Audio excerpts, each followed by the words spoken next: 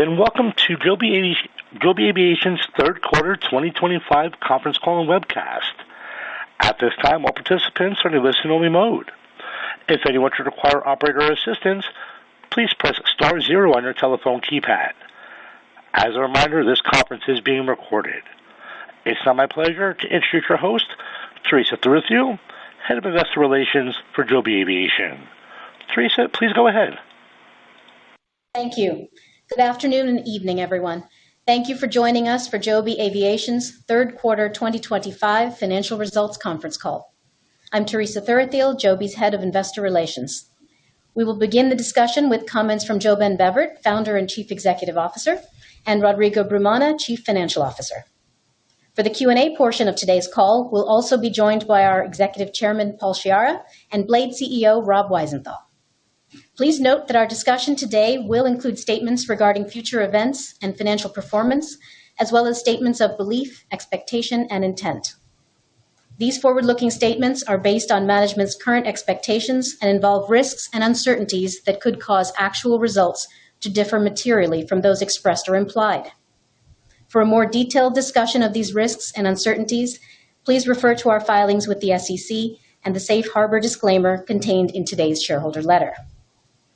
The forward-looking statements included in this call are made only as of the date of this call, and the company does not assume any obligation to update or revise them. Also, during the call, we'll refer both to GAAP and non-GAAP financial measures.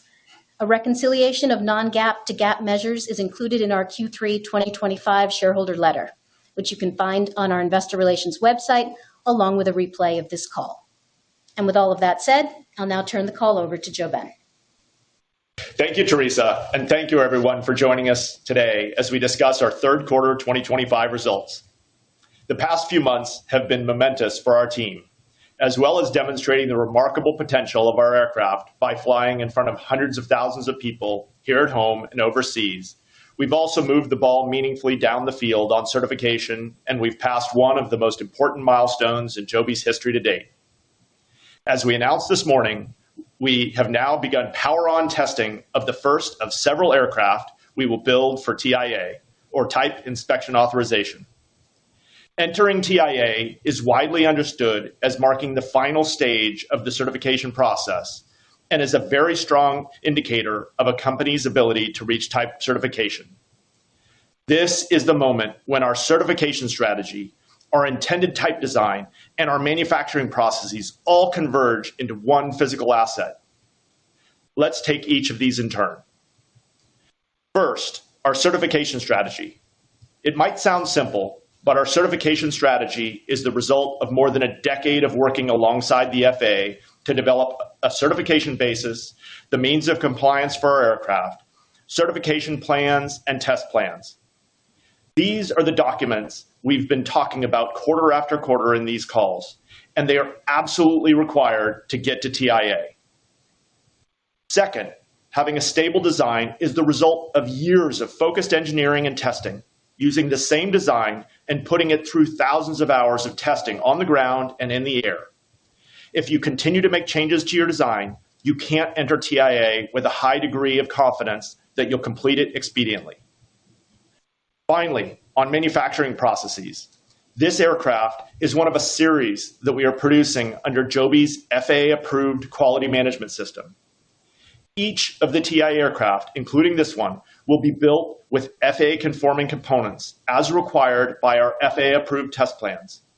Each of the relevant components will be built to FAA DER, or Designated Engineering Representative, approved designs, and then inspected and signed off by FAA Designated Airworthiness Representatives, or DARs.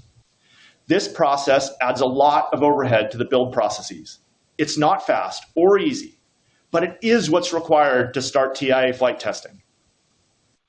Bringing all of these elements together is a huge achievement, and I'm incredibly grateful to the team at Joby and at the FAA for the years of hard work that led up to this moment. We continue to plan for this aircraft to take to the skies later this year, flown by Joby pilots, clearing the way for FAA pilots to start for-credit testing next year. As I mentioned earlier, Having a mature and stable design is central to being able to move with certainty and pace through the certification process. And over the past quarter, we've been able to build on that maturity, demonstrating a remarkable cadence of flight testing and demonstration flights, as well as continuing to fly several times a day out of Marina, where we've demonstrated climbing, descending, accelerating, and decelerating, all at max rates. We also flew our first A to B mission, flying down to Monterey and back. A few weeks later, we participated in the California International Air Show, completing a 20-minute flight that saw us take off vertically, fly to Salinas, complete a demonstration that included multiple transitions between forward flight and hover, and return to Marina for a vertical landing. And we did all this while a separate Joby team completed 2 full weeks of regularly scheduled flights in Osaka as part of the World Expo, demonstrating the aircraft to hundreds of thousands of attendees, including the Japanese Prime Minister and the Governor of Osaka. The operational rigor and consistency we've demonstrated in completing these flights is a testament to the remarkable team we've built and the maturity of our aircraft. It is also preparation for our future commercial service. Speaking of which, it was a privilege to fly Ryder Cup fans back and forth from Manhattan to Long Island this quarter via our Blade service. 2.5-hour drives were replaced with 12-minute flights, highlighting the potential of vertical lift to a key audience of flyers. Our Blade team excels at delivering operations at scale, combined with the highest levels of customer service. This operational experience, combined with the maturity of our eVTOL platform, puts us in a great position to take on the opportunity presented by the U.S. government's recently announced eIPP program. Through an executive order, the President has directed the Department of Transportation and the FAA to ensure that mature eVTOL aircraft can begin operations in select markets in the U.S. ahead of full FAA certification. We are already in advanced conversations with a wide range of state and local government entities who are submitting applications for the program, and we believe that having a TIA-ready aircraft, as well as a wide set of operational experience, will put us in a very strong position to deliver the high levels of safety the FAA will require to participate in this pre-certification program. We see the eIPP program pulling early demand for our aircraft forward.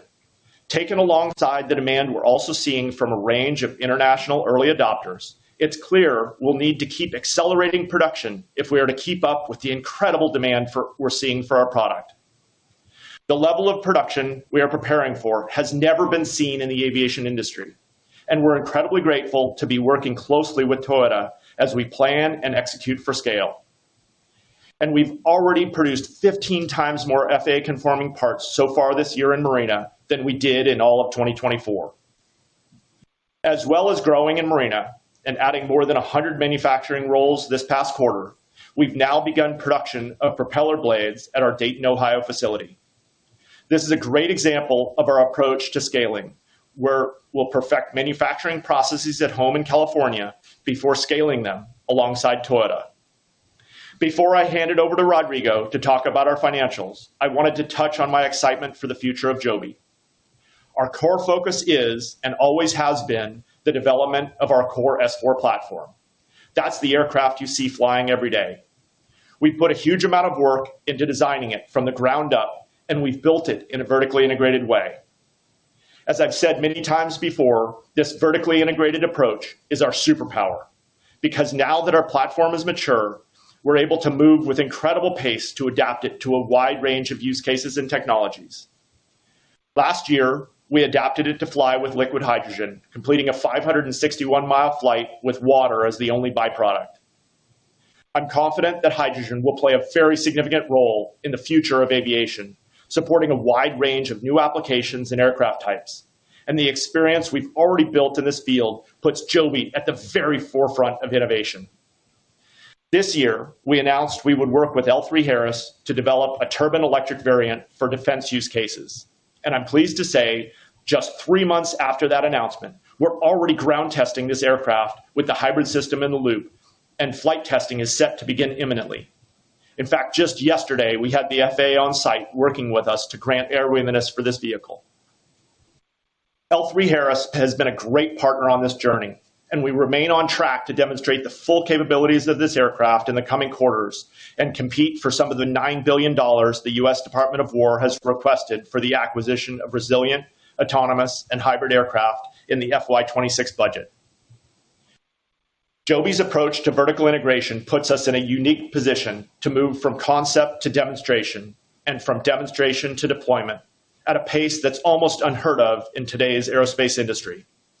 And it demonstrates the value of dual-use technologies, allowing us to get new tools into the hands of America's troops as quickly and cost-efficiently as possible against the rapidly evolving national defense landscape. That advantage also counts when it comes to autonomy. While our initial air taxi product will launch with a fully qualified commercial pilot on board, I believe a future where we are able to take the pilot out of the loop is approaching more rapidly than I expected even 6 months ago.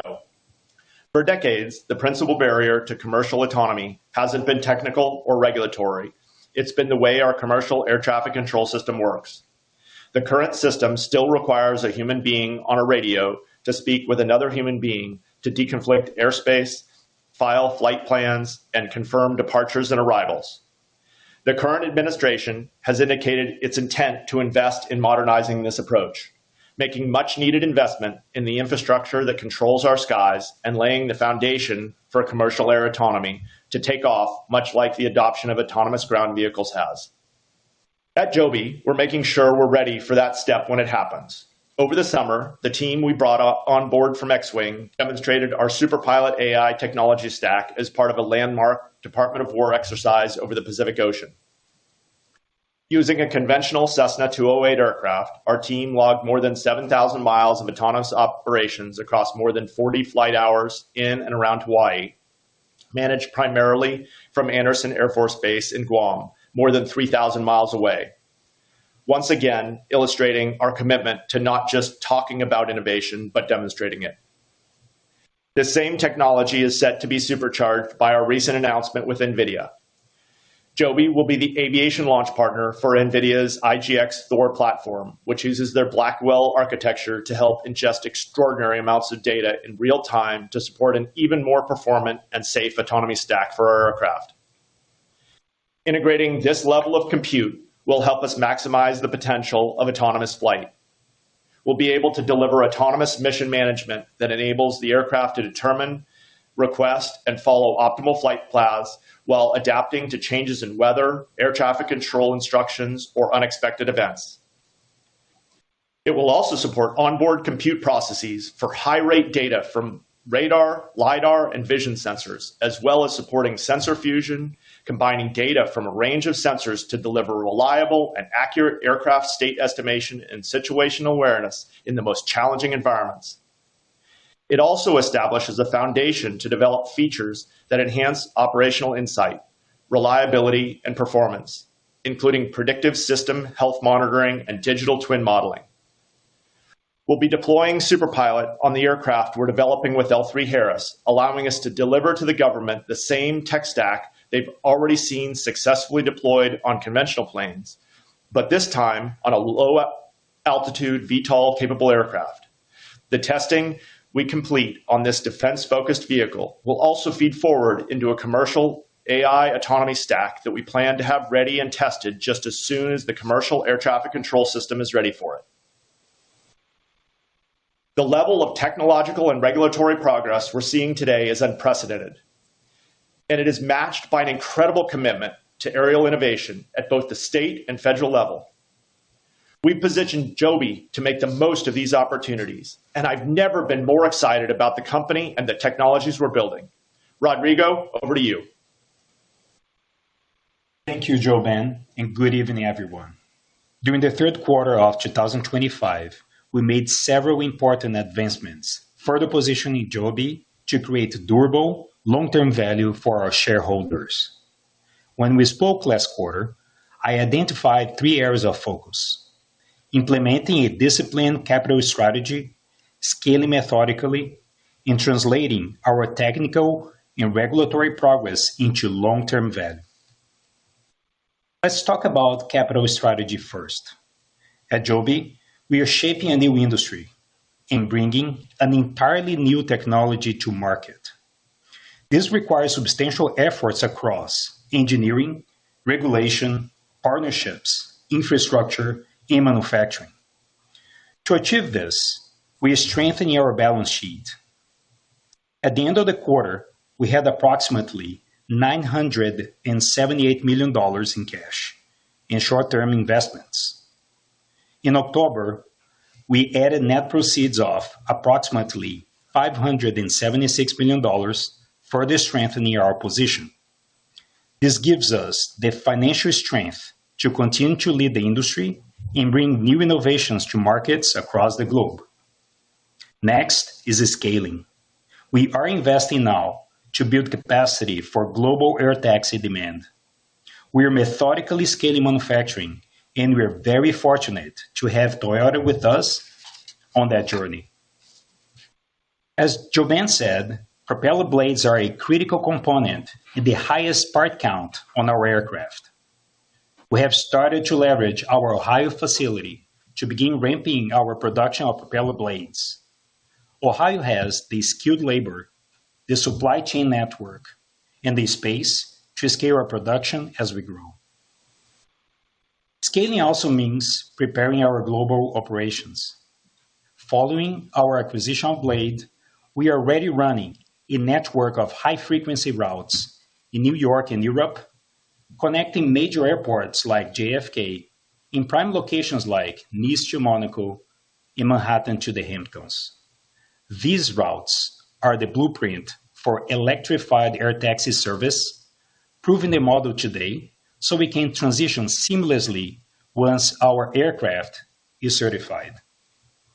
At the same time, in addition to our successful flight demonstrations in Japan with ANA, we also expanded our global partnership with Uber to include Blade services.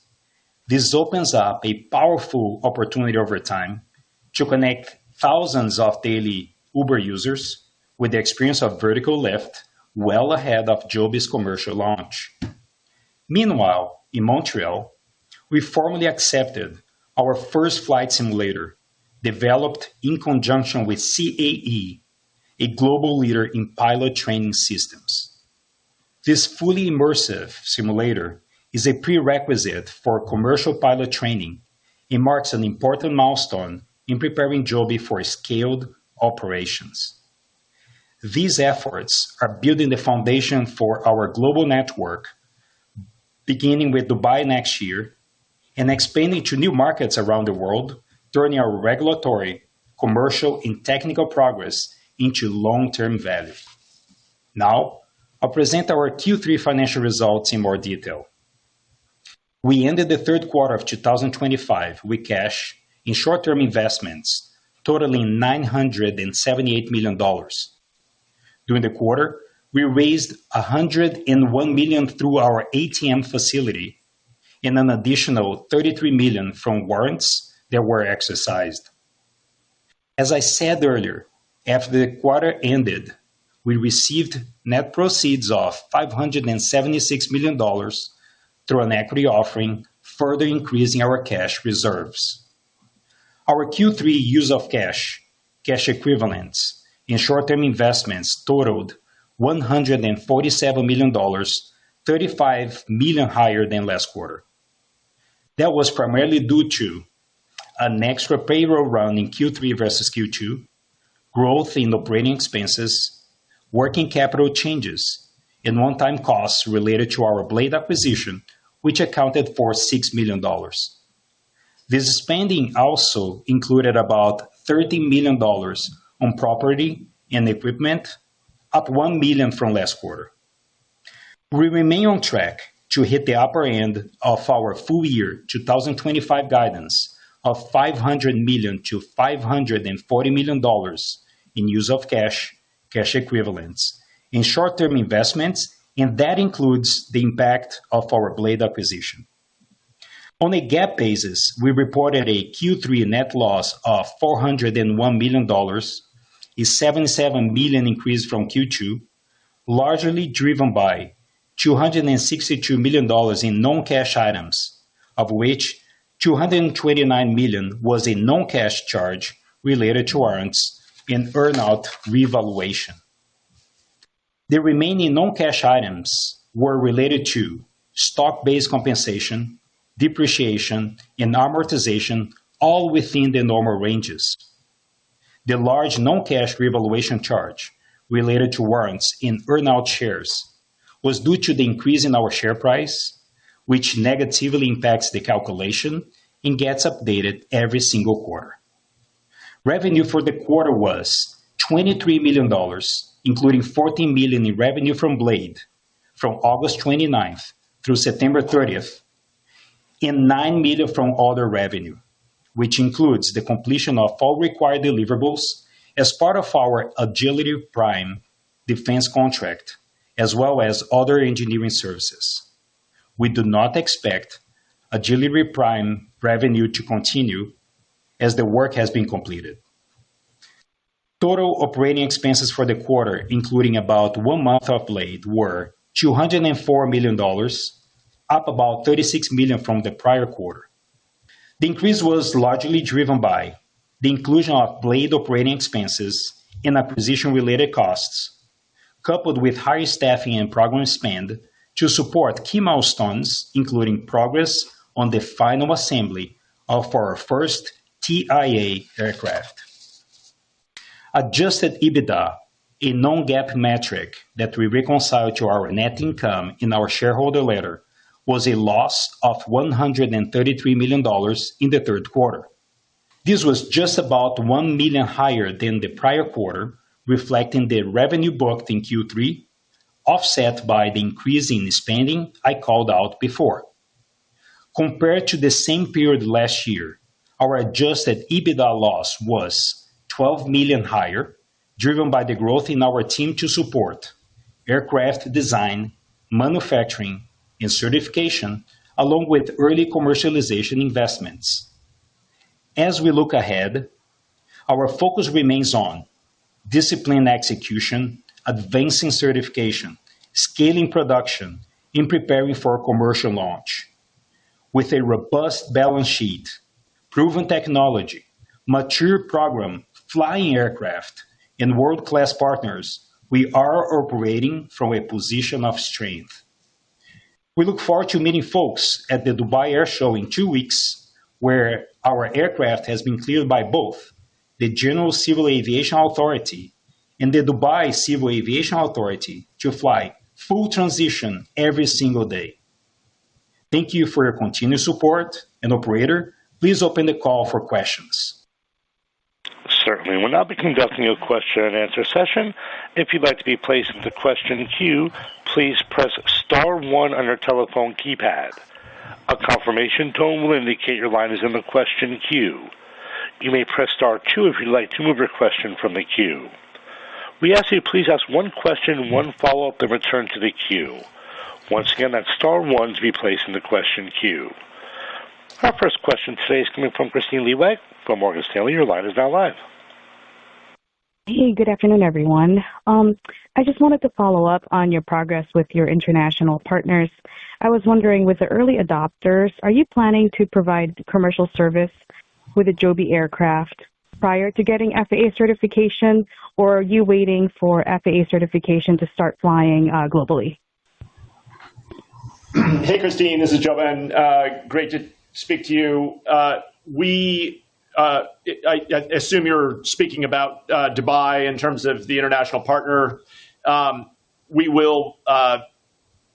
We're making incredible progress in Dubai. We have aircraft that's there and flying right now. And as Rodrigo mentioned in the prepared remarks, we have permission from the GCA and the Dubai Civil Aviation Authority to be conducting daily flights at the Dubai Air Show. So that's incredibly exciting. And I think what you're going to expect to see over the course of 2026 is more and more flying there as we deploy more takeoff and landing locations. And we're seeing incredible momentum and amazing support from the local regulators. So in short, the answer to your question is yes, we continue to expect to be operational in Dubai prior to FAA type certification. I see. Great. Thank you for the clarification. And for a follow-up, you guys highlighted your progress on autonomous systems with Superpilot, which sounds really interesting. So is this going to be a software that's also going to be added to the Joby aircraft? And because, from my understanding, the Joby aircraft initially would be VFR. So are you adding the IFR capabilities with the autonomous systems, or are you also going to add a expansion to IFR before going to full autonomous? Can you please help me understand the bridging there? Yeah. So thank you so much. This is a huge, a bunch of huge accomplishments on the autonomy front, and something that we're really, really excited about. The first, just to reiterate, the Superpilot, the X-Wing team, and took Superpilot enabled Cessna 208 and flew it 7,000 miles around the Pacific as part of the RE4PAC exercise earlier this year. That demonstrates the operational maturity. We operated that aircraft in a whole bunch of different classes of airspace, and really showcased how robust that autonomy platform is. When it comes to taking that autonomy platform and putting it into the S4 platform, that's going to be something that we will do progressively. It's a very step-by-step approach that we're taking, but we do think that it's going to have really significant benefits when it comes to on both the safety side and the operational efficiency side. So we're really excited about that, and we think that is built on the foundation of these changes that we're expecting in the air traffic control framework, as I talked about in my prepared remarks. So we're really, really pleased with both the regulatory side of things and the technical side of things.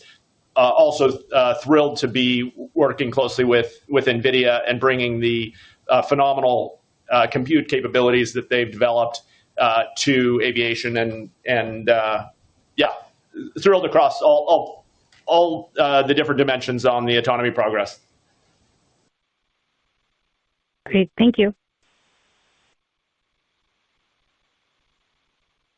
Thank you. Our next question today is coming from Austin Moeller from Canaccord Genuity. Your line is now live. Hi, good afternoon.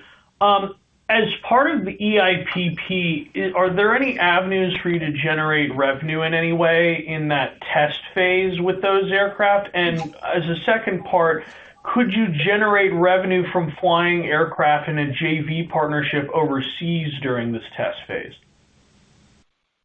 Hi, Austin. This is Paul. So with respect to IPP, this is kind of what's going on and sort of how we think it's going to play out. So right now we have a number of different applications that we are close to that are in the process of getting filed with the Department of Transportation. Those are going to get filed basically through the end of the year. In the early part of next year, they will then down select to 5, with those starting, we think, in the middle of next year. Now, look, this is a really exciting opportunity for us because it allows us to put aircraft into operation here in the U.S., I think on a far faster timescale, at scale, than we might have thought. And it's really one of the things that's driving the focus that JB mentioned in the prepared remarks around scaling production to now meet this kind of faster demand than we were expecting. Based on what we know now, the application set is pretty broad. A number of them include passenger transport, cargo transport, medevac, and certain of them we think are going to have an opportunity to have a sort of commercial bent. So without having 100% confidence at this point, we do think there are going to be interesting revenue generating opportunities that come out of the IPP program. Regarding your question with respect to JVs, I think the revenue that you may see from those sorts of partnerships would be pre-orders and or prepayments for aircraft that were going into those JVs. We announced, obviously, the partnership with ANA in Japan. That is one that could sort of look like that. But I think the real question now is ensuring that we're able to build enough aircraft to meet this broader, faster demand than we saw. So that's why manufacturing is sort of the focus. Okay, and just to follow up, are you going to be able to fly the conforming aircraft in TIA testing as long as the means of compliance remains at 97%, or does it not matter for proceeding with flight testing in that phase? Yeah, thanks, Austin. So just to be really, really clear here, we are so excited about the progress we're making on building these aircraft for TIA testing. This is the culmination of all the work that we've been doing over more than a decade, and it builds on an incredible foundation of work from both Joby and from the FAA. And as I spoke about, this is heavy lifting from FAA DERs, FAA DARs to ensure that as each of these aircraft is getting built, that they're getting built in a really meticulous way. So this is a huge moment to be beginning the power-on testing of this aircraft.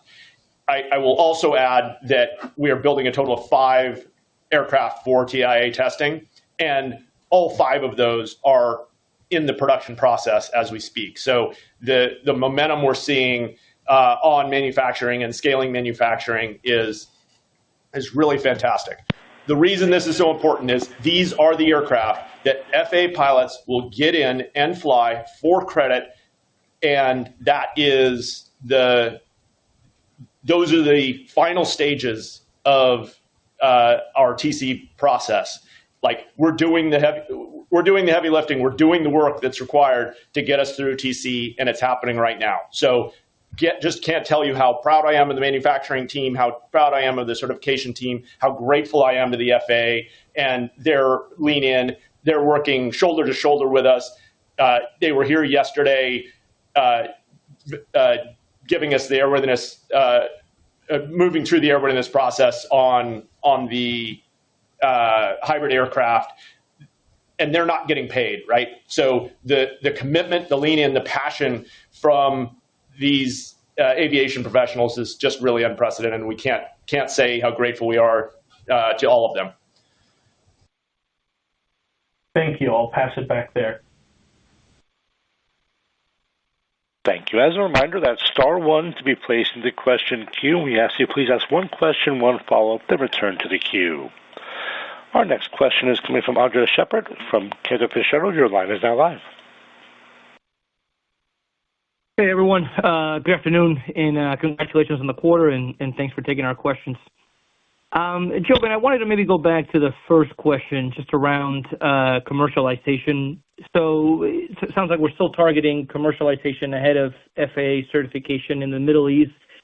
Are we able to get more clarity on kind of how you see that unfolding, or just in terms of timing or number of aircraft? I think in the past you had mentioned passenger flights potentially by the spring. So just wondering, is that timeline for next year, is that still on track, or do we perhaps see maybe it pushing into the right slightly? Thank you.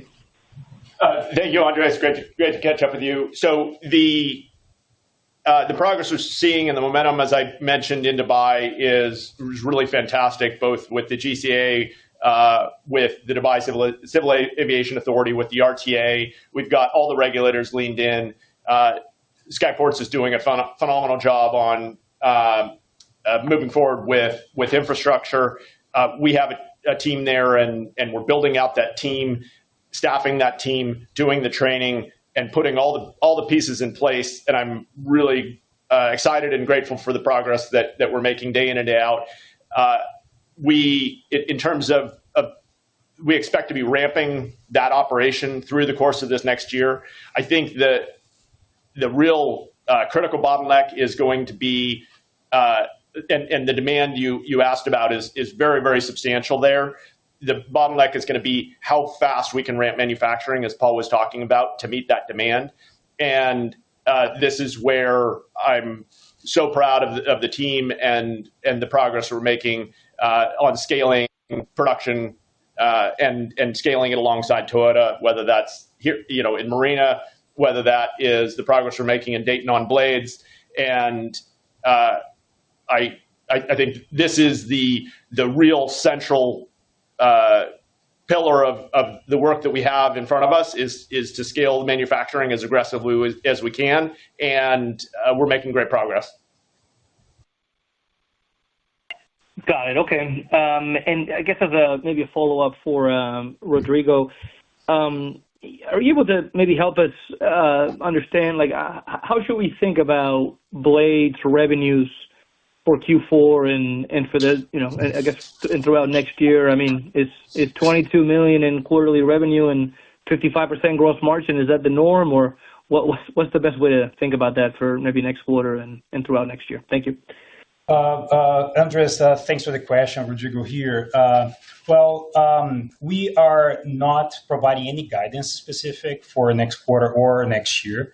However, we would like to point you to what has been said publicly, and Blade had a number right before the acquisition on August 29th. So essentially, we are not deviating from it. Number two, let's just remind you that Q4 is when the low season starts. So Q4 is, one of the lowest quarter there. And we are happy to have Rob here just to add a little more context here. Rob. Hi, Andres. It's Rob Wiesenthal speaking. Performance has been pretty good this summer. As you've probably been reading, but I think what's also important to announce is the kind of expansion opportunities that we're taking advantage of. Shortly before this call, we announced a pilot program for our very first commuter route to the public, serving New York suburbanites who live in Westchester, Bedford, Rise, Scarsdale, Greenwich, with flights that go between Westchester Airport in Manhattan that turns a 1.5 hour drive during rush hour into a 12-minute flight. You can fly with a commuter pass for as little as $125. There'll be a 5-day-a-week service. It's actually our very first public commuter route, and that's important because the industry has been very much focused on airport flights, which is clearly an important use case. We've been doing it for over 6 years, but it was really time for us to kind of expand our service offerings to include commuter routes. And once the Joby aircraft is certified, we expect new landing zones to be approved and activated, which will offer even more convenience to people who work in big cities. And we're going to see more of this in the future. We already have pods of communities like in Deal, New Jersey, on the Jersey Shore, where people fly to work there and back every morning. That's a 2-hour drive that becomes a 15-minute flight. So we're very excited about the prospects of expansion under Joby's ownership, and things are off to a great start. Wonderful. That's helpful. Thank you so much. Thank you. Next question today is coming from Savi Syth from Raymond James. Your line is now live. Hey, good morning. Or good afternoon. Sorry about that. Long day. Just to follow up on one of Austin's questions earlier, just around certification and the shutdown as well. Just the aircraft that you're building and doing ground testing right now, is that the one that will be flying? Do the propellers kind of get added back? And then what exactly can you do with that aircraft in TIA testing while the government is shut down? It sounds like, as you pointed out, FAA is coming in and doing certain things, but I was curious what you can and cannot achieve during this time. Hi, Savi. This is Paul.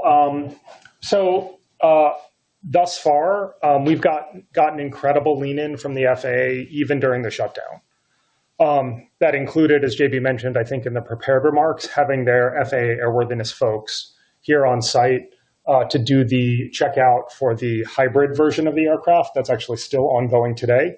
And these are folks that are showing up without getting paid. So we're really obviously sort of grateful for their work on this in this sort of difficult period.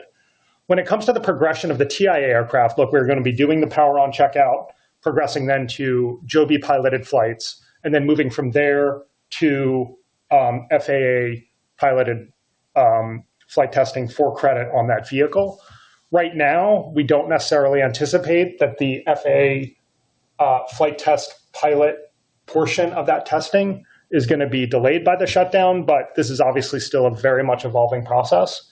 And we have been very pleased with the lean that we've gotten, but like if this shutdown persists longer and longer, there's certainly some uncertainty in how that's going to play out. But from the Joby standpoint, we just want to make sure that we're ready with the right aircraft, ready with the training for those pilots, and then ready to begin the FAA flight testing just as soon as we can. That's very helpful, Paul. And maybe if I can just follow up on that, then, like I think the rule of thumb is, once you start TIA flight testing, it's about a year and a half from there to, full certification. Just how much of that happens with kind of the Joby pilots, versus kind of when do the FAA pilots kind of step in and do that part of the testing? So this, Paul, I guess I'll pick that up. Look, the timing of the TIA flight test portion is sort of variable depending on the program. And we've obviously got a plan that we're sort of working with FAA that includes 5 different aircraft that are going to be flown in various levels of parallelization to try to speed that process up as quickly as we can. As JB mentioned, all 5 of those aircraft are in some part of production at this moment.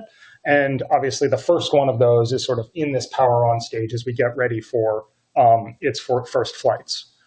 With respect to how much time is spent with the Joby pilots versus the FAA pilots, as a general rule, we want to make sure that we are doing the things that we need to do for FAA for-credit flight testing internally before we do them with FAA pilots in seat. Much of that work has already been done on other versions of these aircraft. So it's really about making sure that we have those TI aircraft ready at the right time. And in turn, we line that up with the availability of the FAA flight testing pilots. And that's going to be the sort of synchronization that we have to manage, starting basically now. Helpful. Thank you. Thank you. Our next question today is coming from Bill Peterson from J.P. Morgan Chase & Company. Your line is now live. Hi there. Good afternoon. This is Mahima on for Bill. I was curious, how should we think about the pace at which you'll move across the Stage 5 certification progress bar once TIA testing starts? And should we really start to see that acceleration beginning next year as soon as you get the FAA pilots on board? Thanks, Mahima. So we're really excited to get into TIA, as Paul talked about. The other element and a key piece to be cognizant of is the way we've built our reporting on Stage 5 is that we will get points on the board when we submit those test results. So there's a huge amount of work that's happening on the Joby side as we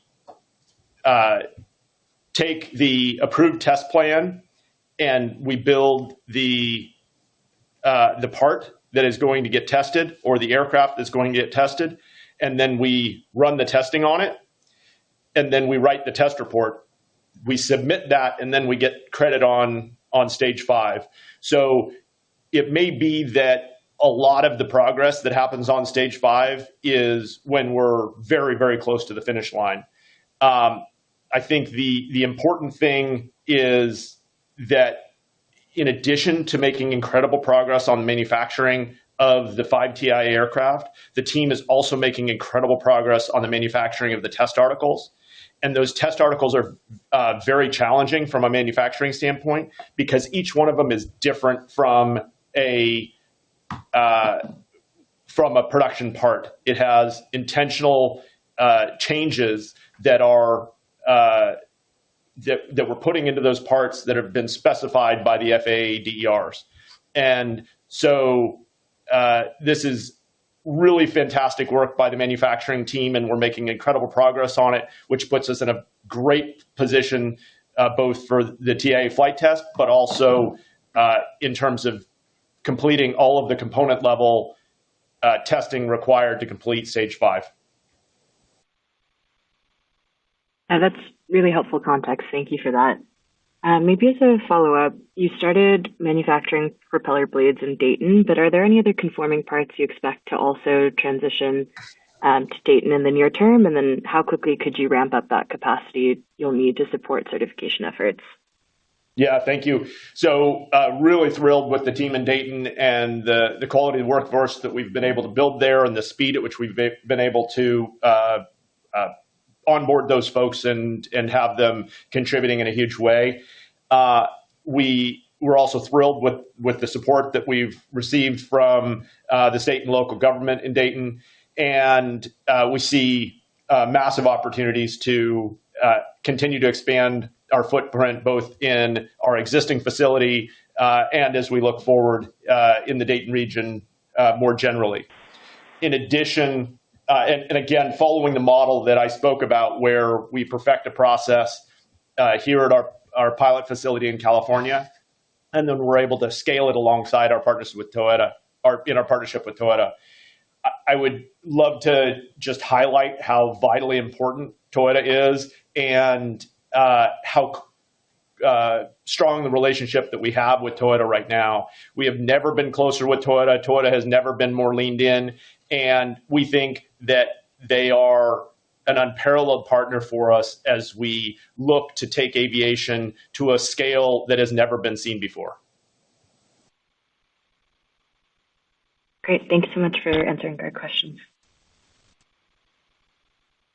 Thank you. Ladies and gentlemen, in the interest of time, we ask you please limit further questions to one question only. Our next question is coming from Edison Yu from Deutsche Bank. Your line is now live. Hey, good afternoon. Thanks for taking the question. I'll keep it at one. Wanted to ask about the hybrid for defense. How should we think about the design? Is that something you just kind of put an engine on the existing airframe? Do you need to redo the airframe? Is the supply chain going to get more complicated? Just how to think about the process and design for hybrid. Thanks. Thanks, Edison. This is Paul. So look, our approach is really in line with the sort of principles of dual use.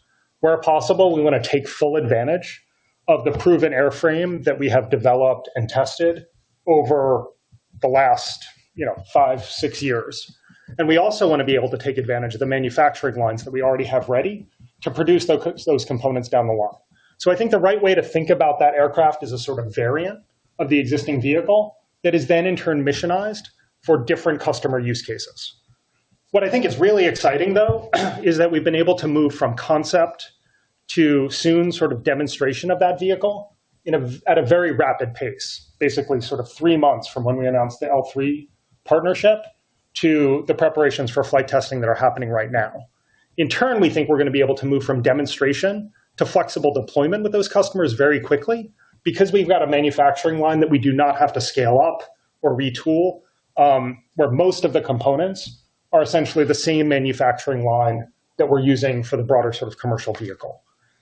And that speed is something that in our conversations to date, the customers are really looking for. They are not so happy with the sort of traditional procurement process, long spec writing, competitions, and then sort of moving to these sort of restrictive contracts. They are instead looking for things that get new technology into the hands of warfighters far more quickly. And we think we've got an opportunity with this platform in conjunction with L3 to deliver exactly that. Thank you. Next question is coming from Chris Pierce from Needham & Company. Your line is now live. Hey, good afternoon. I was just curious, and if you fast forward a year from now, what's the best possible outcome for the Blade transaction? Is it just more passenger throughput in New York, or what Rob talked about? Is it adding routes so you can see kind of customer demand to get people to consider air taxi at a higher rate? If you fast forward a year, what would you consider make a success out of this? To get people enthusiastic about air taxi and the business. Hey, it's Rob Wiesenthal.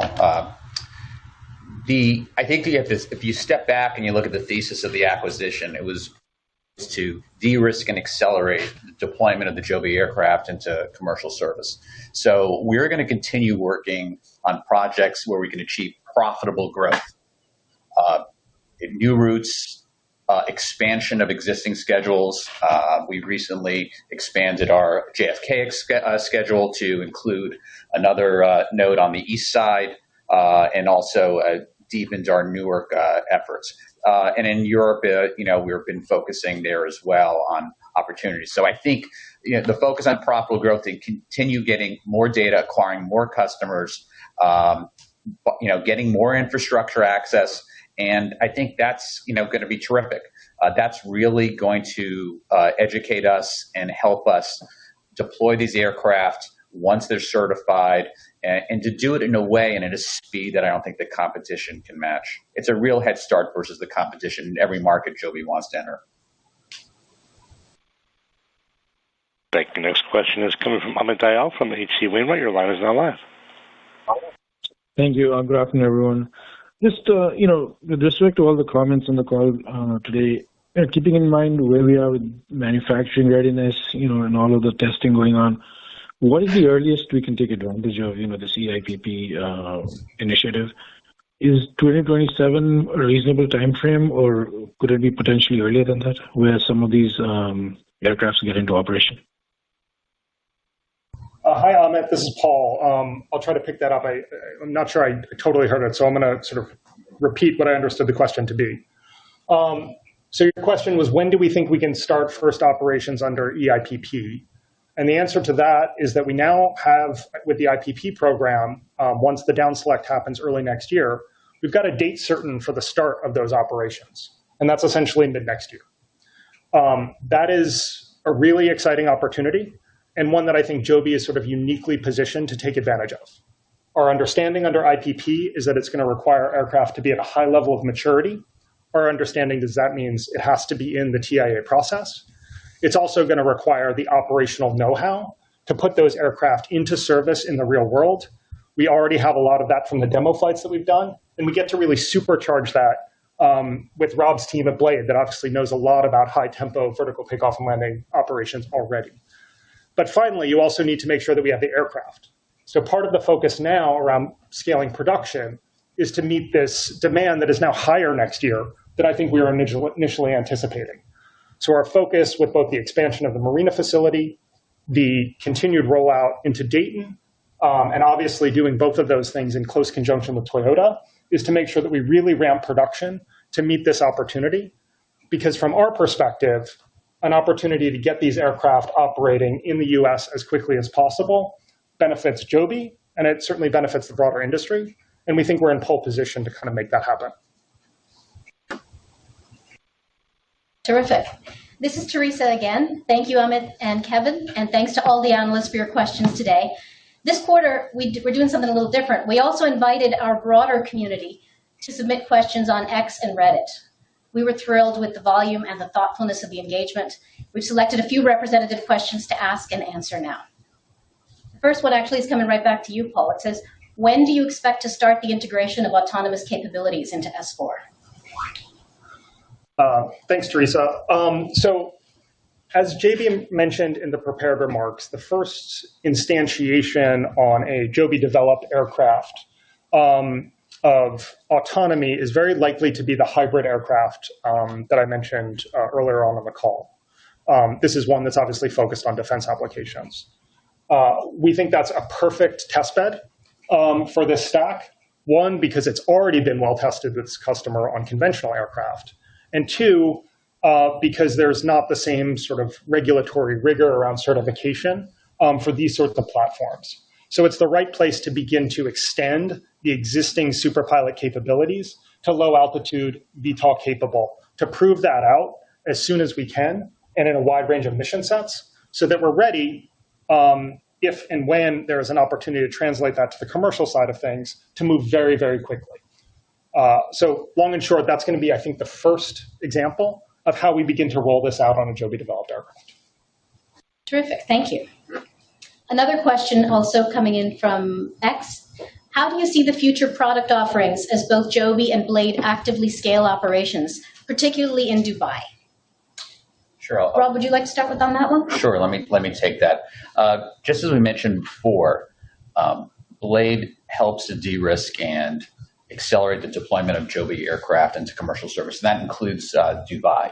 So the knowledge we have on routes, on infrastructure, the flyer base, we are not starting cold. We're not starting from scratch. Anybody else tries to do this, they're starting with zero knowledge. We have flown hundreds of thousands of people over the past decade. And then if you take a look at our European operations, 1/3 of our European flyers are from the Middle East. So it's a brand that's well known there. The Middle East consumer consistently embrace premium brands from the West that provide exceptional experiences that have trust. So I think we're in a terrific shape to help get that launch out and in front of the public and have something that people really enjoy and find is extremely reliable. Terrific. Thank you. Okay, I think we could maybe get one more in. And this one's a fun one. In fact, it asks for how about something fun? 5 years into passenger flight, what kind of crazy things can you see Joby involved in that will blow our minds now? Joben? Thanks, Teresa. So I think the key thing to focus on is that vertical integration is Joby's superpower. This is something that we have invested in heavily for many years, and it puts us in an incredible position to be able to develop game-changing aircraft, all built on the foundation, the incredible technology foundation stack that we've built. I'll add two other dimensions. One we've talked about, which is autonomy. Autonomy is going to unleash many new and exciting applications for aviation.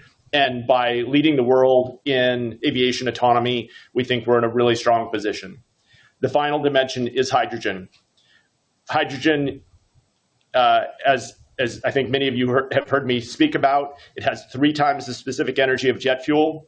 With fuel cells, we're able to convert the chemical energy in hydrogen into propulsion twice as efficiently as a small turbine can convert jet fuel into propulsion. And what that means is that you can build aircraft with game-changing new capabilities. And so as we look to the 5-year horizon, we think the future for Joby and the future for the technology stack that we're building has never been more promising, and I'm so excited to bring these transformations to the world. Awesome. Thank you, everyone, for joining us today. We greatly appreciate your support. Thank you. That does conclude today's teleconference and webcast. You may disconnect your line at this time and have a wonderful day. We thank you for your participation.